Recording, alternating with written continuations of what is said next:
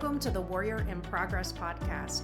This podcast features honest and vulnerable discussions about how to transform your life by making lasting mindset shifts.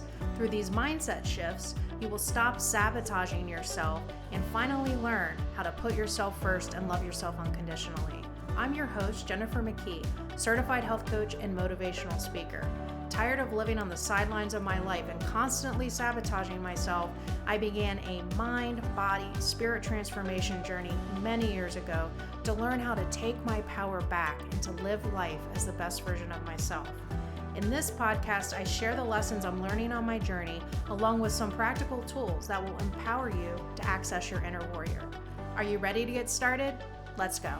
Welcome to the Warrior in Progress podcast. I'm your host, Jennifer McKee, and I am so excited for our episode today. I am thrilled to interview, again, the second time, one of the most influential people in my transformation and my spiritual journey. And his teachings have had a major impact on myself, but so many others as well. And I'm really grateful to be able to interview him again so he can share his message with all of you. And of course, I'm talking about Kute Blackson, who is a transformational spiritual leader, teacher, coach, speaker, national best-selling author. He's had 2 books, You Are the One and The Magic of Surrender, Finding the Courage to Let Go, which came out last year. And the paperback is coming out on May 3rd. So that's really exciting. But I can't introduce Kute without also mentioning his podcast called Soul Talk with Kute Blackson. It's definitely one of my favorite podcasts. And Kute, I took this from your book, but his mission is simple: to awaken and inspire people across the planet to access their inner freedom, live authentically, and fulfill their true life's purpose. Welcome, Kute. Thank you so much for being here. Thanks for having me. So I want to dive right into asking you some questions about your book, The Magic of Surrender. But just to let the listeners know, if you want to find out more about Kute's background, please listen to the interview that we did last year, which is season 1, episode 14. Okay, so let's dive right in. So, obviously the passing of your mother deeply inspired you to write The Magic of Surrender. And for those of you who don't know, Kute's mother passed not too long ago from cancer. And I want to thank you for being honest and vulnerable and sharing that in your book. And I love the story, the beautiful story in the beginning of the book, where you share about your experience with her and how fully surrendered she was to what was happening, in her life at the time. She accepted that she wasn't her physical body. She said it was another opportunity for her soul's growth. And that had a huge impact on you. And I would just love for you to share with the listeners just a little bit about that experience and how that impacted you. Yeah, I mean, exactly how you said it. I mean, the doctors basically said she had days, weeks, or months to live. They didn't know how long that would be, and told her to get her affairs in order. And I knew this moment was coming, but and I'd been making peace with it. But there's a reality when it's confirmed that you're going to lose someone you love, and obviously there's no guarantees in life. But the doctors seemed pretty sure, and so I asked my mother, "Are you afraid?" And she said, "No, I'm not afraid." And I said, "Why?" She said, "Because I'm an infinite being. I know that I'm not just this body. That this body is a temporary vehicle for my soul." And she said that when this body is gone, I will be with you from the other side. And what I am is beyond birth and beyond death. And it's one thing to read it, it's one thing to hear it. But when you're faced with your mortality, it's another thing to know it. And my mother, who was a very simple Japanese woman, she knew. Like, I looked into her eyes and she had no fear. And it wasn't having no fear because she was in denial. She really had no fear. She was in complete equanimity and calm and peace because she knew that she was so much more than this physical body.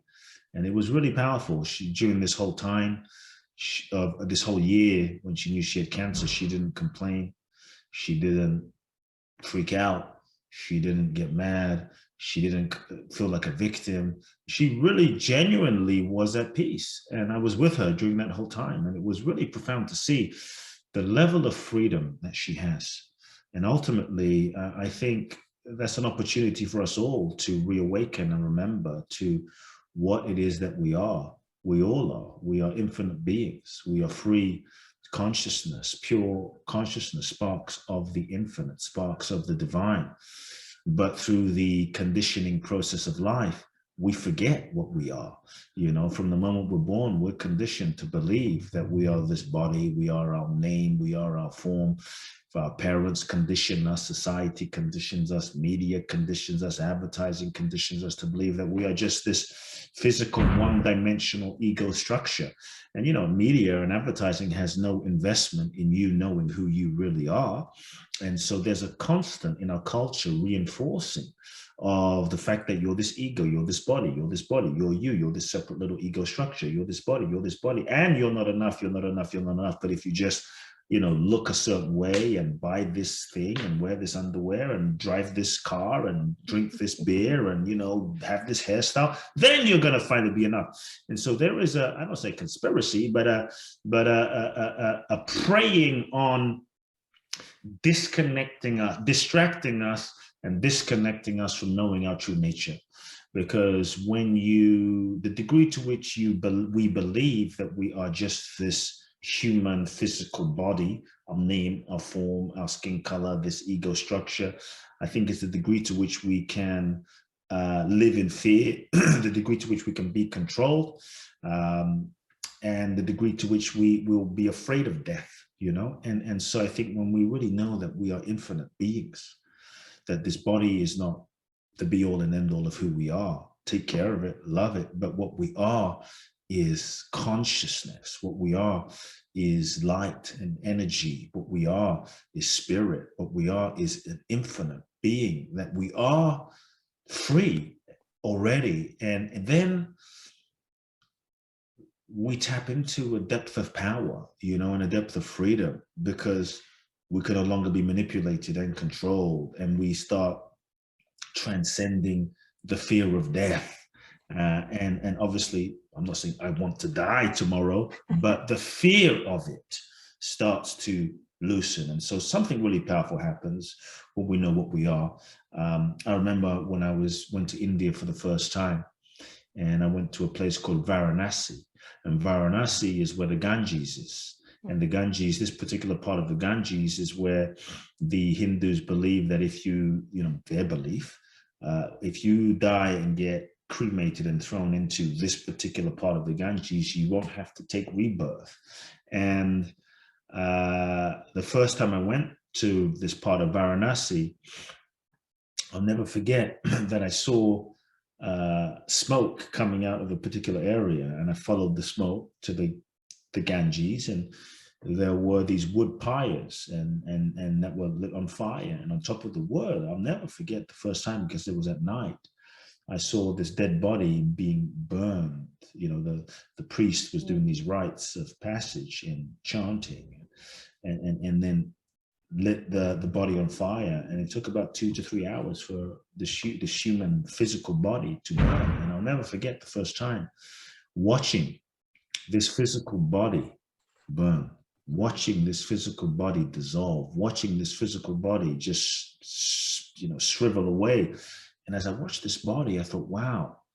And the family of this person were crying, and I'll never forget thinking, wow, can we just be this body? Like, we cannot just be this body. There is the body and there is the person, but the person, the real essence, the life, nothing is moving the person, nothing is animating the person. So are we just this, but we can't just be this body, we must be so much more. And so for me, that began the questioning of who am I and what am I? And I think that's one of the most important things we have to question and awaken to in our lifetime is, who am I and what am I really, and where do I exist and what is true? And I think in the last couple of years of this pandemic that's been going on, I think we've all been thrown into a very profound spiritual awakening seminar, a really deep seminar of freedom, of awakening to question, who are you really? And all those places that we held on to for a sense of comfort, a sense of identity, job, relationship, location, going out, being perceived as so, all those places, all those activities and things that we used to do that all of a sudden we were locked down and couldn't go out and couldn't go to work and couldn't, people lost their jobs and, things were affected and dreams and all those places we held on to for a sense of self-identity, self-reference, as that was taken away, as that was put into question. I think it really forces us as a human being, it forces us to look deeper inside and ask, well, what's real? If that's not real and that's gone and that's not real and I'm no longer that, and am I that? And I thought I was that, but maybe that's not who I am anymore, then who am I really? And I think that's the purpose of life, is to really awaken to what we are. And so my mother, she lived that in a very, very, very, very profound way. And I didn't realize her true greatness, to be honest, until she was dying. And then I realized, wow, she's a damn enlightened being, It was very, very Yeah, I mean, humbling. from reading what you said in the book, that's my thoughts exactly. I mean, she was obviously, very enlightened, but I like what you're saying about kind of detaching from the physical body, because we are so much more inside. But I would like for you to tell everybody, what is your definition of surrender? Because I know that a lot of people don't really truly understand. I know I didn't truly understand what surrender actually is. So I would love for you to share that with the listeners, your definition of that. Yeah, I think in our culture today, there are so many misconceptions of what we think surrender is and what we think surrender means. There's this idea like surrender is something we tend to resist, like going to the dentist. We know we should go, but it's going to be painful. I might have to have a teeth removed. I don't want to go. And so, I wanted to make surrender exciting and sexy again for what it is, because I really think surrender is the most powerful thing that we can do. I really think surrender is is the key to greatness, the key to our next level, is the real secret to manifestation. If you look at the great ones, whether it was Jesus, whether it was Buddha, whether it was Gandhi, whether it was Mother Teresa, whether it's Mandela, whether it's Martin Luther King, whether it's Elon Musk, people think Elon Musk surrendered. Yeah, Elon Musk, the billionaire, richest man in the world, surrendered. And we can talk more about that. But I think surrender is the most powerful thing we can do if we want to be free and peaceful and happy and alive and manifest in the world beyond our wildest dreams. And so we have this idea that surrender is weak. We have this idea that surrender is passive. We have this idea that if you surrender, you're going to be left behind, that if you surrender, you're going to be a doormat, that if you surrender, you won't manifest your goals, dreams, and desires. If you surrender, it means sitting there or selling everything and moving to the Himalayas and wearing robes. If you surrender, that you're going to get less in life. And I'm actually saying that if you surrender, what if you didn't get less, but you got more joy, more than you could even imagine, beyond your wildest expectations and imaginings, more joy, more abundance, more prosperity, more love, more than you could have even imagined. Maybe not what you expected, but more and better. And so surrender is to let go of control, or I should say the illusion of control. This idea that we're in control. Control is a master addiction, and we think we're in control, but I think the last couple of years have shown us we're not as in control as we thought. And it doesn't mean there's not some things we can manage, but I think the universe has been reminding us, you're not as in control, surprise. And so surrender is letting go of this illusion of control. Surrender is when we stop trying to manipulate and force life to fit into our idea of how we think it should be. Surrender is when we stop trying, we would let go of the idea of who we think we should be and how we think life should be, so that we can open ourselves to the life that is seeking to happen, the life that is seeking to unfold authentically. Then we live by taking the limits off of life and not putting any limits on life, and sometimes we don't realize that in our goal setting, and we want what we want when we want it, and we think we know what we want, and sometimes we get what we thought we wanted, only to realize that what we thought we wanted is not what we really wanted. It was just what we thought we wanted based on who we thought we were, and so sometimes we get so attached to certain goals and dreams and desires, like you have to know what you want and get clarity and go for it, which is great. But when we get so attached to it and hold on tightly to it, thinking it has to be, then we don't even realize that we're limiting life. We're putting a limitation on life. And sometimes what life is seeking to do and what life is seeking to unfold that we're not able to see right now, we're not able to understand right now, is so much bigger than your plan. It's so much bigger than my plan. And so surrender is living with that openness and full availability. It doesn't mean you can't have a plan. It just means you feel most deeply, your deepest, most authentic truth. It means that you feel most deeply your deepest, most authentic calling in terms of what's seeking to happen. It means you feel most deeply what life is seeking to express through you, what the universe is seeking to express to you, and you open to that, and then you align yourself with that vision, you align yourself with that deepest impulse. Then you take action in alignment with that without attachment. And when we get so attached to our goals, so attached, it has to be, this person has to be the one, then, or this situation has to turn out the way I think it has to be, then we're no longer available, then we're no longer open, then maybe life is seeking to take us in a different direction, but we want what we want, and then we limit life. And so surrender is giving 100% to what's authentic, but not living with attachment, whilst being open and being curious and being available.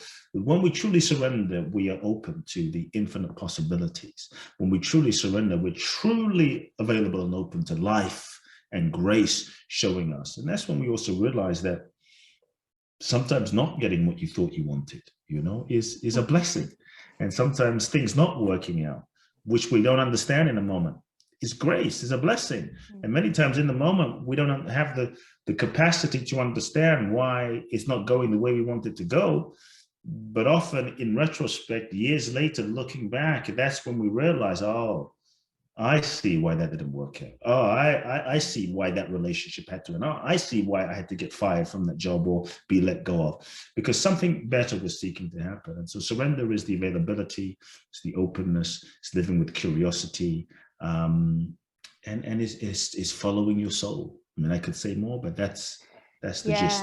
I love that, Kute. And it kind of like relating to a lot of people that listen to this, or people who are struggling with food addiction, or just really taking their power back in their life. And this makes me think about any addiction, really, whether it's food, alcohol, drugs, because, when we try to control that. So let's say like we think we should be a certain way, we think we should be able to eat one donut, but we can't, we eat like 10, or if we can have one drink, but we drink like a whole bottle, that kind of stuff. It's like, we wish that we could be a certain way, but it's like we have to accept that we are who we are, at least in this current moment, we are who we are, and to surrender to that truth. And when I went I'll give you an example, right? Okay. For me, I mean, I love sweets, given left to my own devices, I would eat 12 donuts a day if I could. I would eat chocolate all day if I could. But I realize it's not healthy, and probably not the best. So I accept that, and I surrender to that. And so I really don't buy cookies and donuts and chocolates and tons of ice cream and put it in my fridge. I just realized, I mean, sure, I could fight myself with willpower, but because I accept and surrender to, okay, this is where I'm at, and probably if there's Haagen-Dazs in the fridge and cookies in the fridge, probably I'm going to end up eating it at some point. And so why do that to myself? And so it's really the acceptance and the surrender that then allows me to make a choice for my higher, a choice that says, I'm not going to buy that and keep it at home. And if I do buy anything, as much as possible, I try to get like keto stuff and very like low sugar stuff. Yeah, exactly. So yeah, it's funny because we can lie to ourselves and say, oh, I can control it, and then we like purchase like, I don't know, one donut, but that could set off it can be a trigger, and then we want more, so Yeah, that's kind of yeah, like an addiction, but I know, like, for myself with this, it was like what you said. When I finally surrendered, and I've done this multiple times with different things in my life. I feel, thank God, that it wasn't all revealed to me at once. It was like one thing was revealed to me at a time, thank God. But once I surrendered, and I fully surrendered, I actually, became empowered, and that's where the true transformation and change could happen. And, what you were saying before about, I always thought that if I surrendered, I was weak. I felt like I had to yeah, be in control. I felt like, if I was in control, then I was safe. It was like a false sense of security, you know what I mean? And it was only when I truly surrendered that I actually became empowered and could transform. And so I really love what you're talking about, but I'd also like to talk about the ego a little bit. So you said in your book, surrender plus trust equals magic. And then you said control plus resistance equals suffering. And I really like that. And you gave the airplane analogy, right? When we get on an airplane, we're sitting in our seat, enjoying our beverage, looking out the window. We're not running up to the cockpit, demanding to fly the plane. it's what we do in And life. we do this in life. So, and you touched on this already, where, there's been so many times in my life where my ego thought that it knew what was best for me. And, but I ended up not, it didn't turn out the way that I wanted it to, but that was actually a blessing in disguise. It actually worked out so much better. And that's where I think, when you surrender, having that trust that the universe has your back. And that's not to say it's easy, because sometimes it's not easy to let go of control and trust. But in those moments, I always remind myself of the past and how I've done that in the past, and how it has worked out for me. So it's just having faith, that the universe actually does have my back. But I would love for you to talk a little bit about the ego, and how we can move beyond our ego, because our ego can just keep us stuck. Oh, I think of like a hamster on a wheel, sort of just running around in Yeah. circles. Yeah, I think the ego is neither, first we have to understand the nature of the ego. And the ego is neither good nor bad. It just is what it is. The ego is not your enemy, it's not your friend. It's just a vehicle to function in this lifetime with as a soul. Everybody has an ego. Dalai Lama has an ego. Mandela had an ego. The Enlightened Master has an ego. Mother Teresa has an ego. Like if you call the Dalai Lama, you say, "Hey, Dalai Lama," he will turn around and say yes. So in order for that to happen, there has to be ego. So ego is not really the problem. It's your relationship with the ego. That's more the issue. One's relationship with ego is more the issue than ego itself. And so ego isn't necessarily like a thing. Like here's a table, here's a car, here's ego. Ego is a process of identification, identifying with yourself as body, as thoughts, as feelings, as memories, as trauma, as past experiences. And the degree, that process of identification is ego. And the degree to which we are identified and hold tightly to that as me, right, then the more we will tend to be in ego, and the more we will tend to suffer. So when someone questions you and someone offends you or says something towards you, the more offended you'll be, the more seriously you'll take it, because you take yourself to be so seriously, so to speak. And so ego is a process of identification. When we understand that, we don't have to fight it. Fighting the ego and trying to annihilate the ego, get rid of the ego, actually keeps us stuck in ego, and sometimes is ego driving itself to annihilate itself, because the ego wants to seek and seek and seek and not find. And part of the job of the ego is to reinforce its sense of existence. Part of the job of the ego is to reinforce its sense of existence. And one of the ways we reinforce it is in seeking, Part of the ways we reinforce the sense of ego is in constant control. Like, I'm the doer. I'm doing life. I'm controlling life. I'm making shit happen. That gives ego a sense of like, I'm real. I exist. Sometimes we reinforce ego through suffering.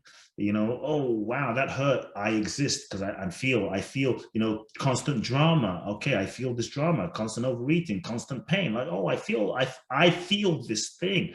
And so when we understand that, then we don't have to get rid of ego, because that ego can hide in the sneaky process of trying to get rid of ego. And so one of the places that ego hides is in spirituality. It's like, oh, I'm going to kind of seek for enlightenment. I'm going to seek to get rid of myself. And it's like you meet a burglar outside of, your house has been burgled, you meet someone outside and you're like, hey, have you seen anyone who tried to burgle my house? And it's that person. And he's like, yeah, I know, I haven't seen anyone. And so the sneaky place that the ego hides is in trying to get rid of itself.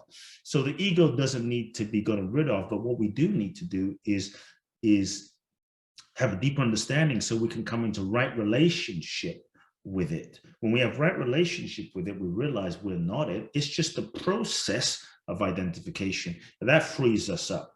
No good, no bad. Then we can just observe the patterns. I say the patterns, not you, the patterns, because you are not the patterns. And you see, from childhood, many of these patterns came into being. As kids, we were born free. We were pure. You look at a child isn't that self-conscious. In other words, a child doesn't have much ego. If the child will run on the table naked and won't really care, like, am I fat? Does anyone, I don't have an amazing body, a kid doesn't care because it doesn't have that much ego yet, right?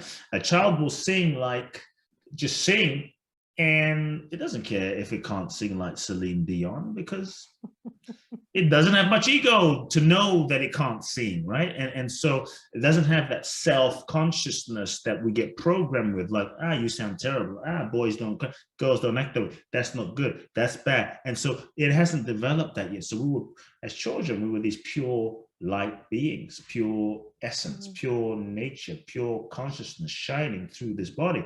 And I think as a child, we're born into a framework of, let's say, somewhat dysfunction. We meet our parents.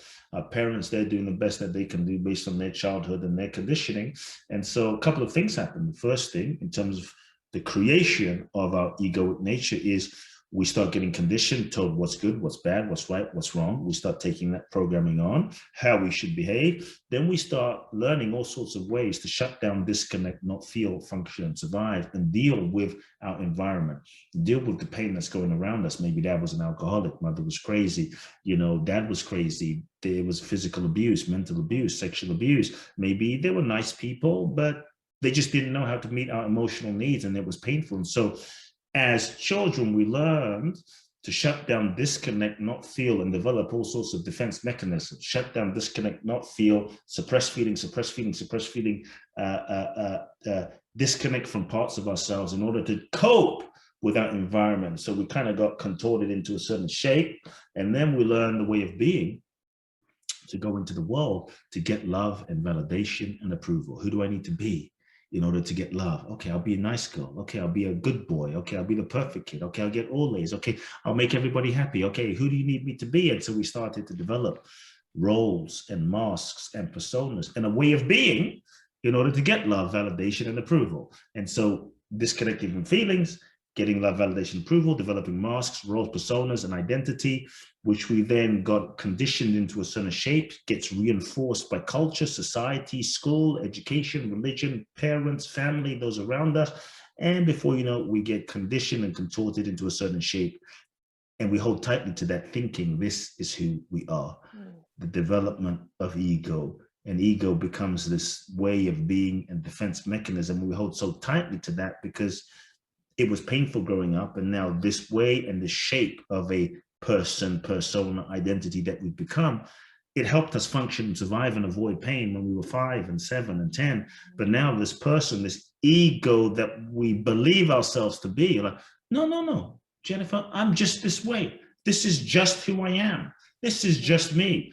But what we don't realize is it's not that pattern of configuration that we've got sort of contorted into is not who we really are.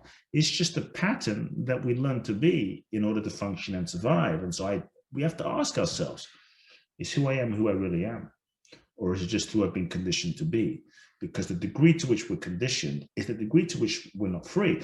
The degree to which we're locked inside of ego, believing that this is who we are, is the degree to which we're not free.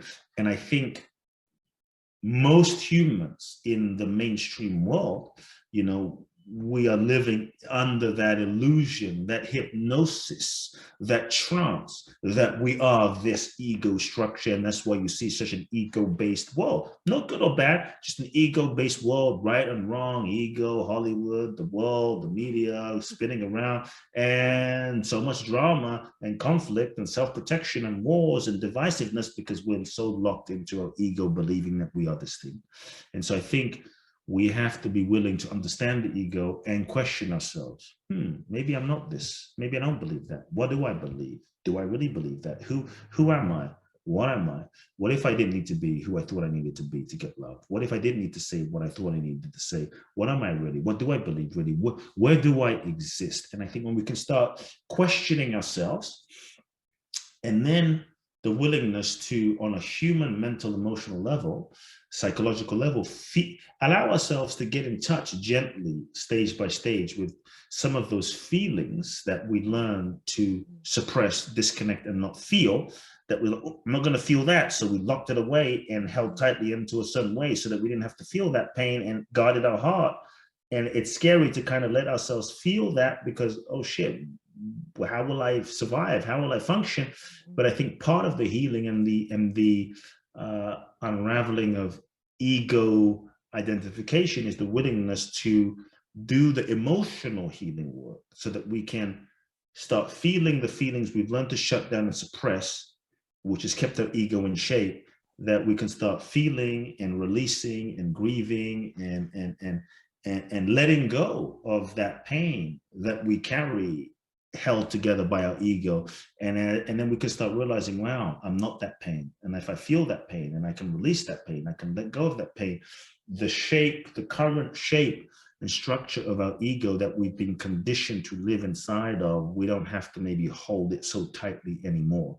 And so it's not about ridding ego, it's about unraveling and loosening the grip of ego.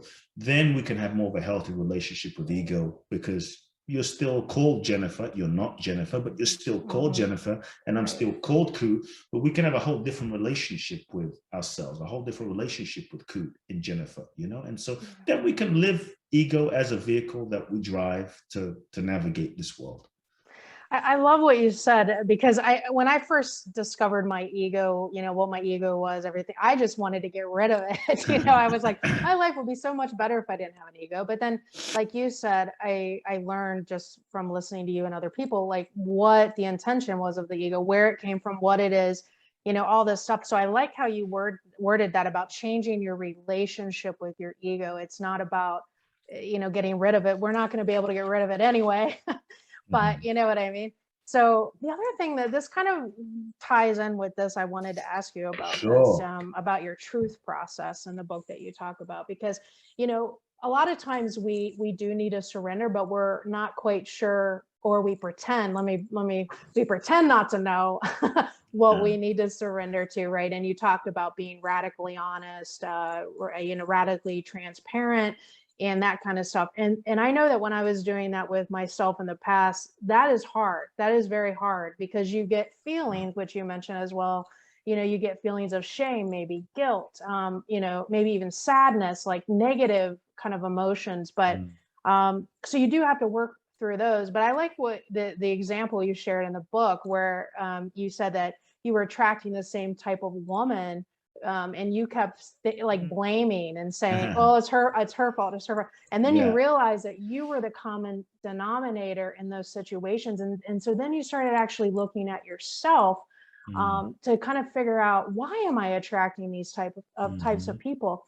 And I love that, because what I have noticed, and all of the things that I had to surrender to. I was always the common denominator, and there was something that I wasn't taking responsibility for.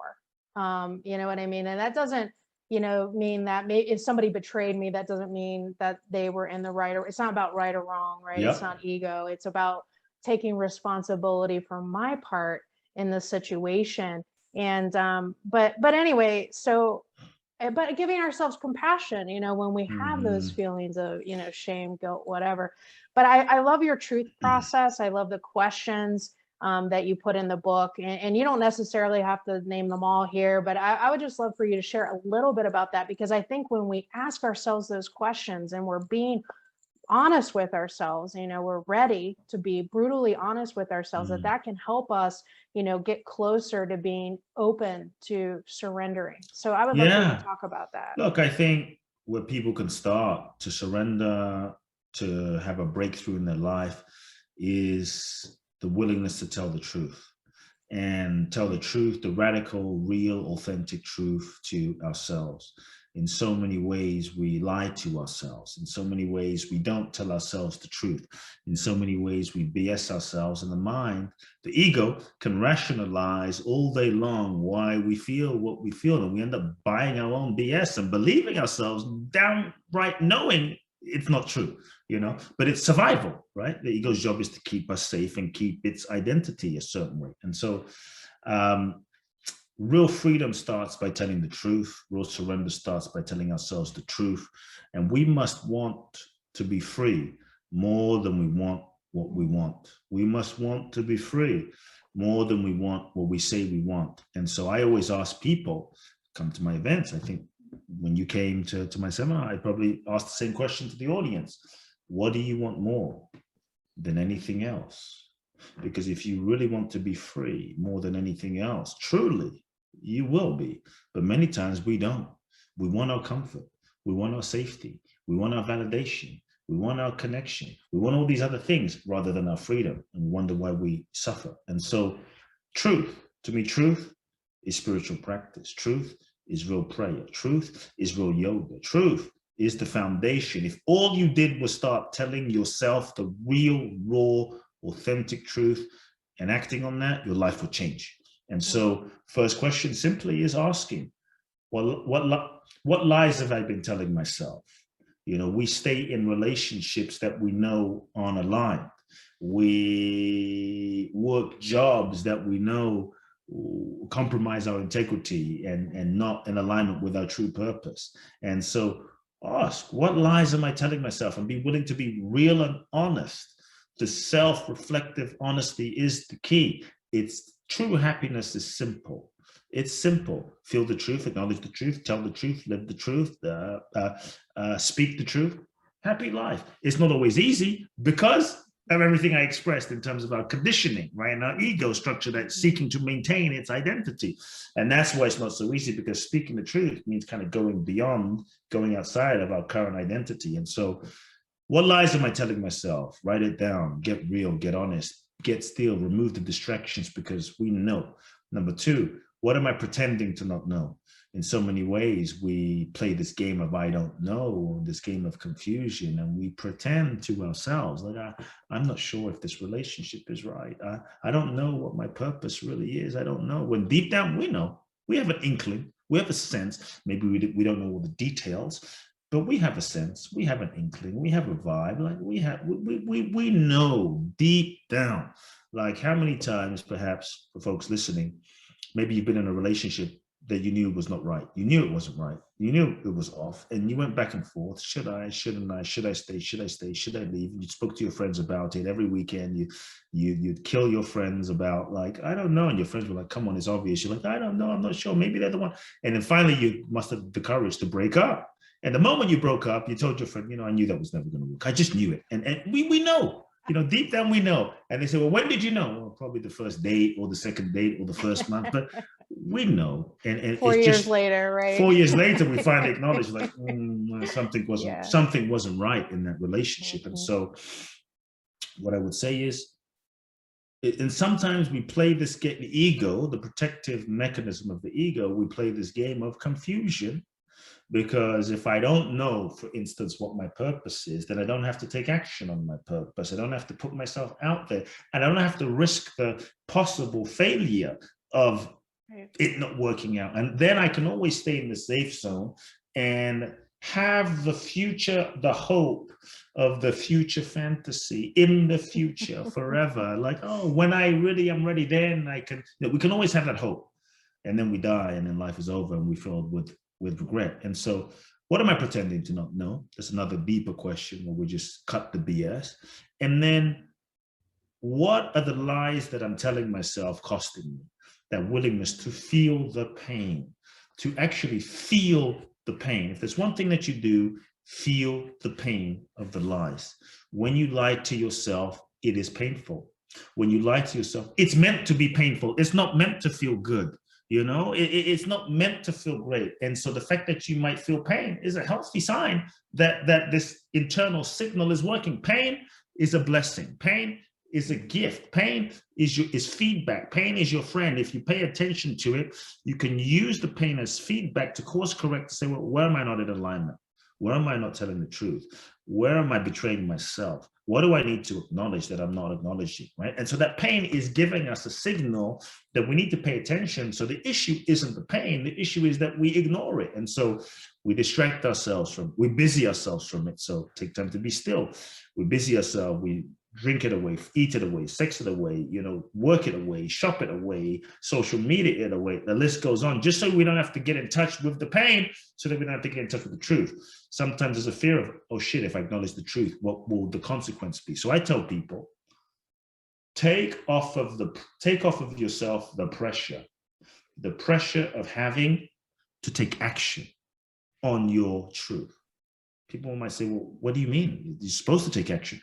Take the pressure off, because when you have the pressure on yourself of taking action, sometimes the ego will cloud your vision and perception, pretending not to know, because this way, if you don't know, you don't have to take action.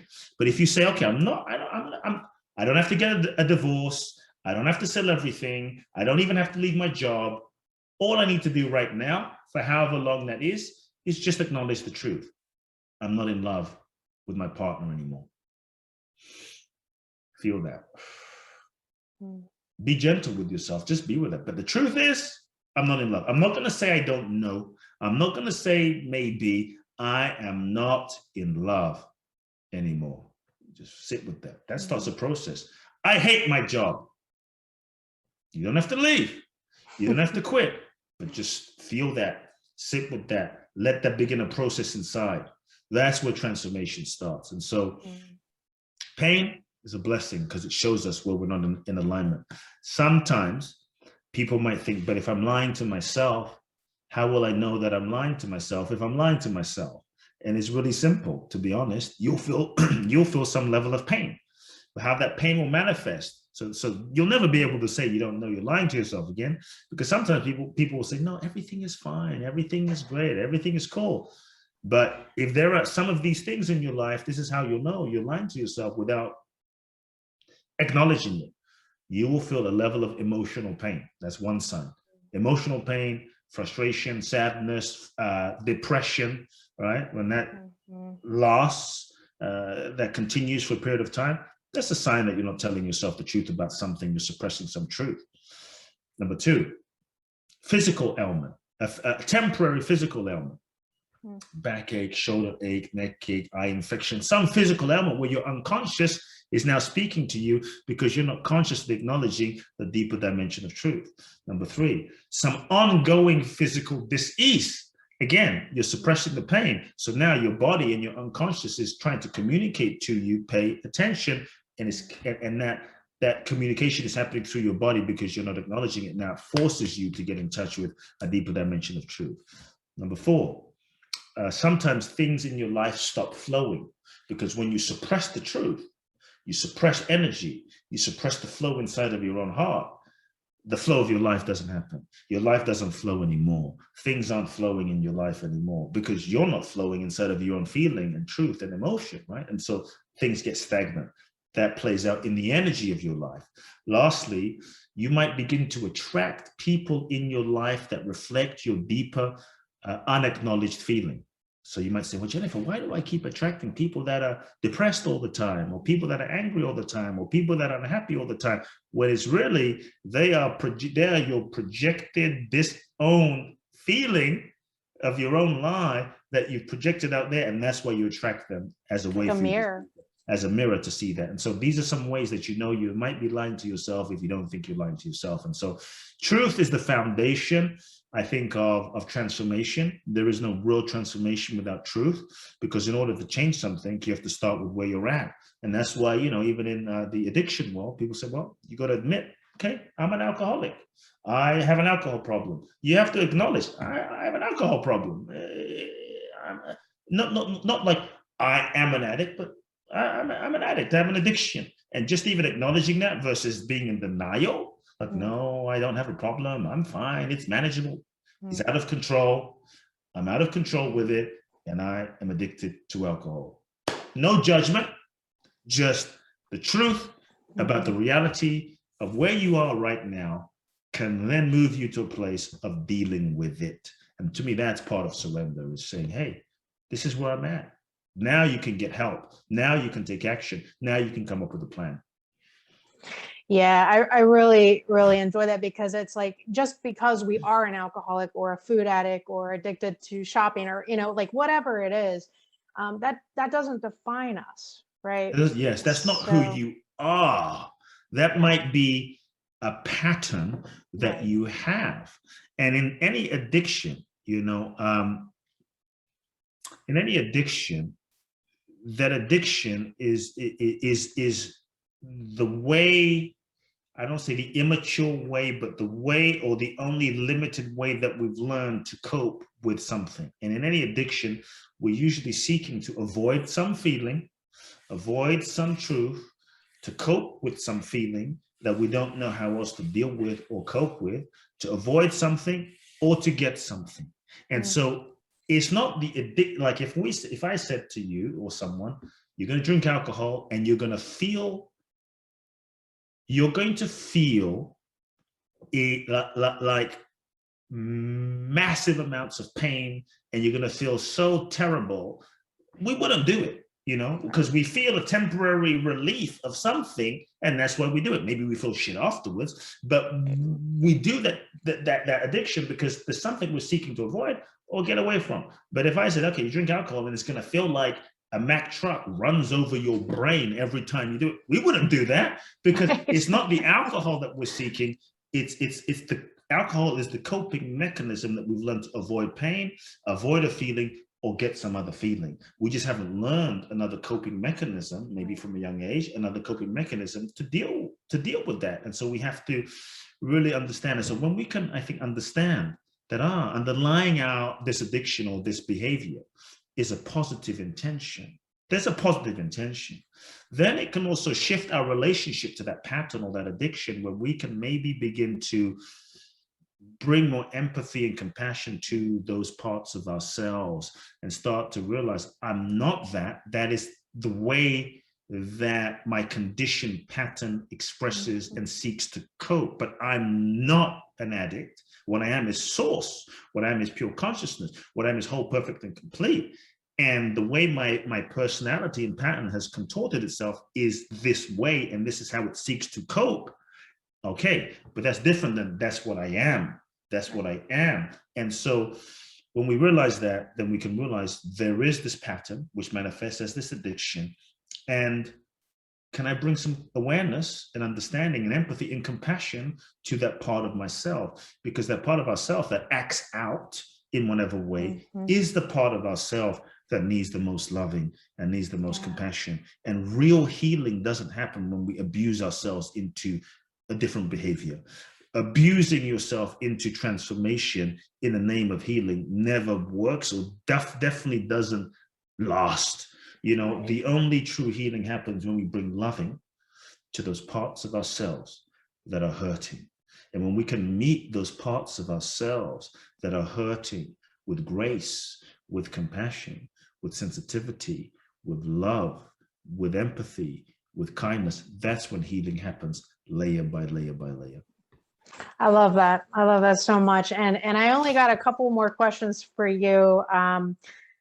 and you know, we don't spend too much time on this, but I love what you said. I'm going to quote this. It's in the small that the seeds of greatness take root. You know, those small moments of being present in the present moment. And you were saying you had a sacred regret, is what you called it, for not spending more time with your mother.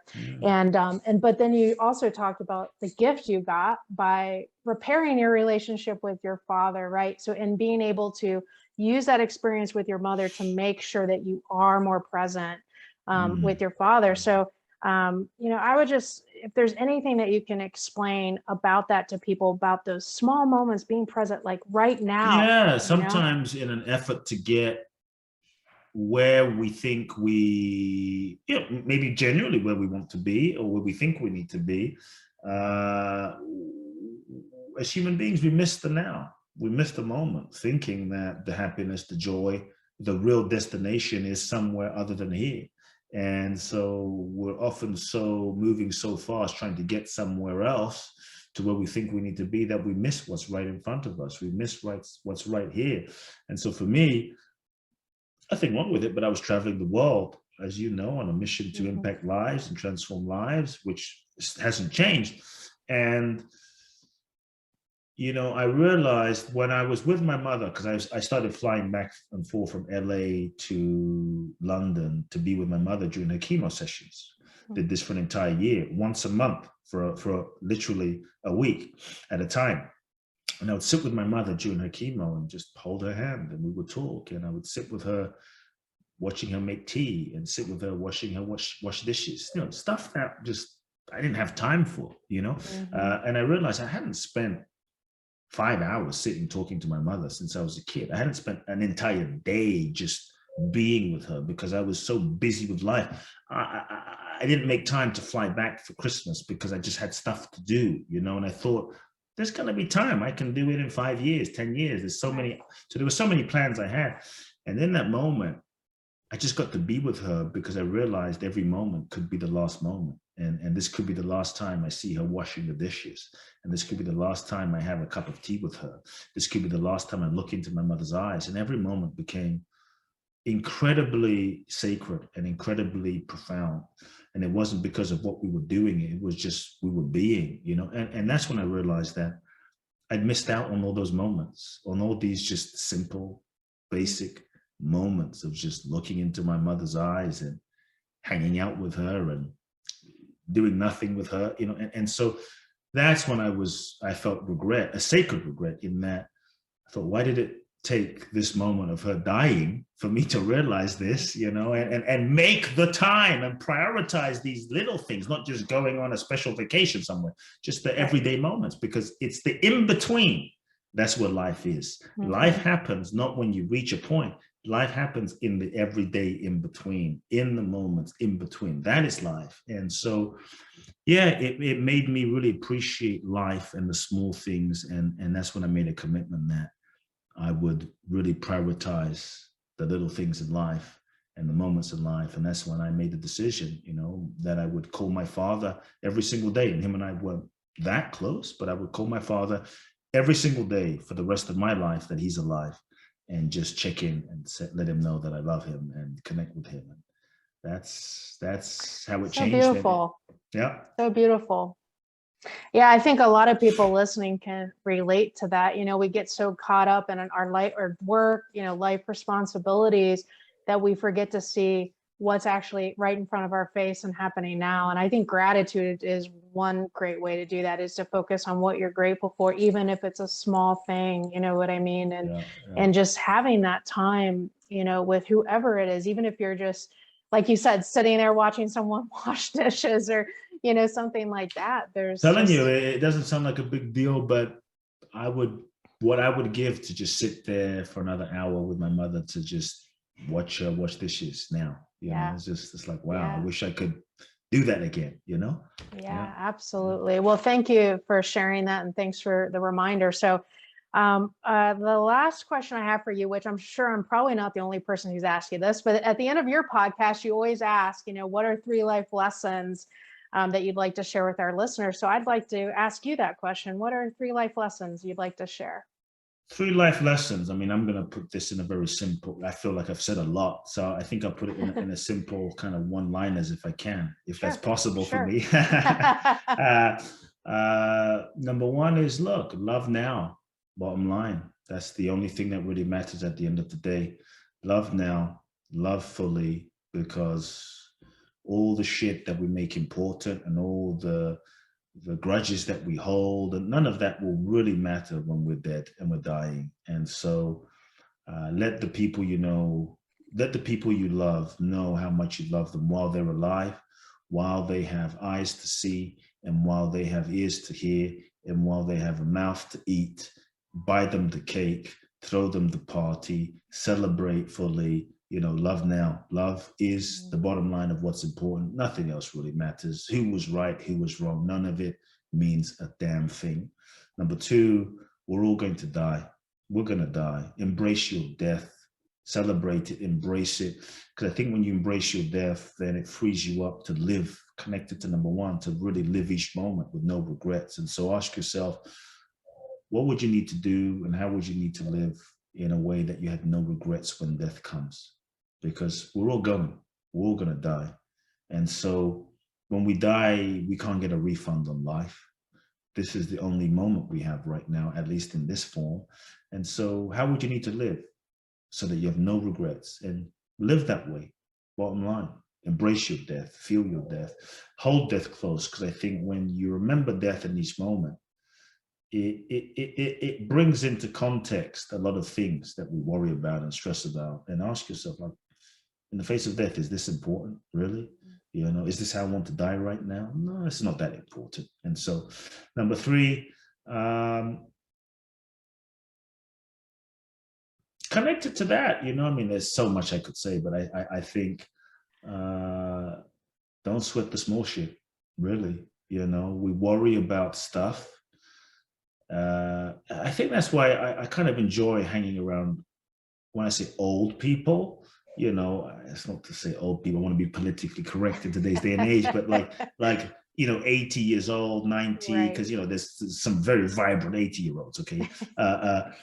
80, those that have lived decades, okay? Because they get to a certain age and they're just, for the most part, peaceful. Not all of them, but a lot of them are just, because they've seen life, they've seen pandemics, they've seen wars, they've seen breakup, they've seen shit happen, and they're still alive, and life continues. And so they have a relationship with life where they don't worry about the small shit. And so I would just say, don't worry about the little things, don't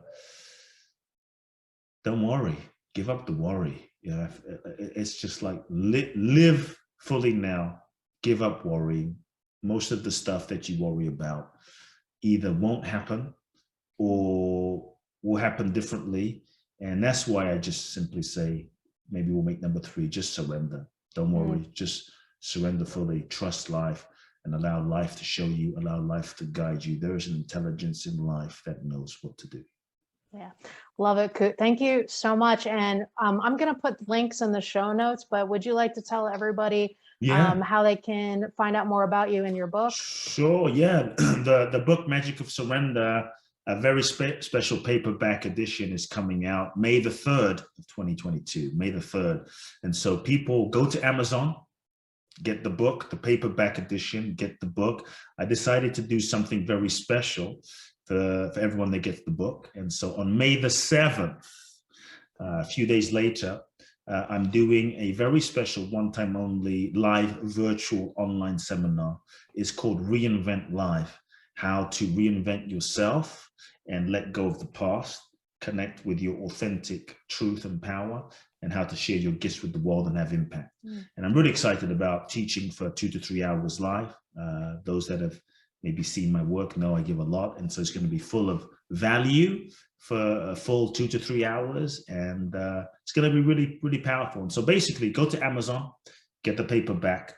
Once you do, get your receipt. And the website to go to find out all the details is www.Kute, my name, Kute, Kute Blackson, Blackson, KuteBlackson.com/reinvent seminar, KuteBlackson.com/reinvent seminar.